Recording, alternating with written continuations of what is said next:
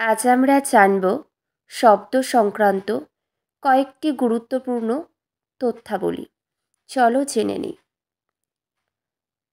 প্রথমত, মনে রাখবে শব্দ বিস্তারের জন্য বাস্তব মাধ্যমের প্রয়োজন।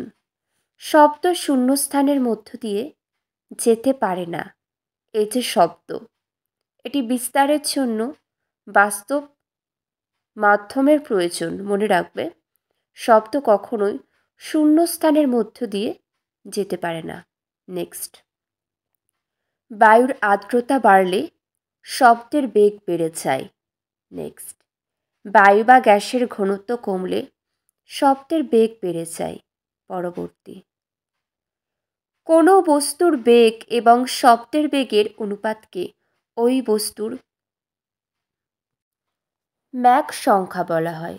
পরবর্তী, কোনো বস্তুর বেগ শব্দের বেগের বেশি হলে ওই বেগকে সুপারসনিক বেগ বলা হয়। পরবর্তী, মানুষের স্বাস্থ্যের পক্ষে শব্দের 65 ডেসিবেলের বেশি তীব্রতার মাত্রা ক্ষতিকর। মনে রাখবে 65 ডেসিবেলের বেশি তীব্রতার মাত্রা শব্দ ক্ষতিকারক। পরবর্তী, হু নির্দেশিত শব্দের নিরাপদ মাত্রা 45 ডেসিবেল।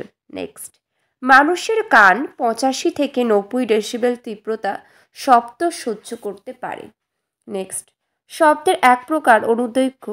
মনে রাখবে শব্দ এক প্রকার অনুদৈর্ঘ্য তরঙ্গ। অনুদৈর্ঘ্য তরঙ্গ শব্দ। নেক্সট, কোনো বস্তুর কম্পন ছাড়া শব্দের সৃষ্টি হয় না। শব্দের উৎসকে সনক বলা হয়।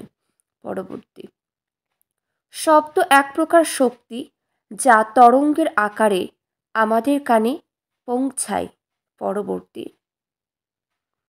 সনকের কম্পক সেকেন্ডে 20 থেকে 20,000 বারের মধ্যে হলে উৎপন্ন শব্দ শ্রুতিগোচর হয়।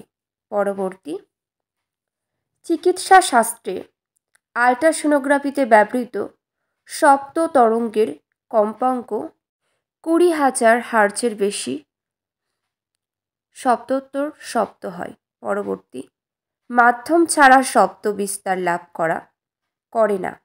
তাই চাঁদে পাশাপাশি দাঁড়িয়ে কথা বললেও তা শোনা যায় না। নেক্সট, আকাশে বিদ্যুৎ চমক দেখার কিছুক্ষণ পর শব্দ শোনা যায়, কারণ আলোর বেগ শব্দের বেগের চেয়ে বহুগুণ বেশি। পরবর্তী, প্রতিফলিত শব্দ মূল শব্দের থেকে পৃথকভাবে শোনা গেলে ওই প্রতিফলিত শব্দ হলো মূল শব্দের প্রতিধ্বনি। নেক্সট, ডাক্তারদের স্টেথোস্কোপ যন্ত্র শব্দের প্রতিফলনের একটি ব্যবহারিক প্রয়োগ। পরবর্তী, ফাঁকা হলঘরে কথা বললে যে গমগম শব্দ হয় তা হলো শব্দের অনুরণ। পরবর্তী, মেঘের গুড়গুড় শব্দ প্রকৃতপক্ষে মেঘ গর্জনের মূল শব্দের বহু প্রতিধ্বনির সমষ্টি। পরবর্তী, একটি মাত্র কম্পাঙ্ক বিশিষ্ট শব্দকে সুর, টোন এবং একাধিক সুরের সমষ্টিকে স্বর বলা হয়।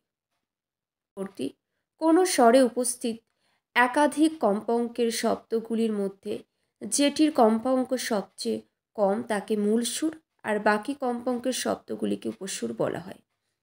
আজ এখানেই শেষ করলাম। সকলে ভালো থেকো।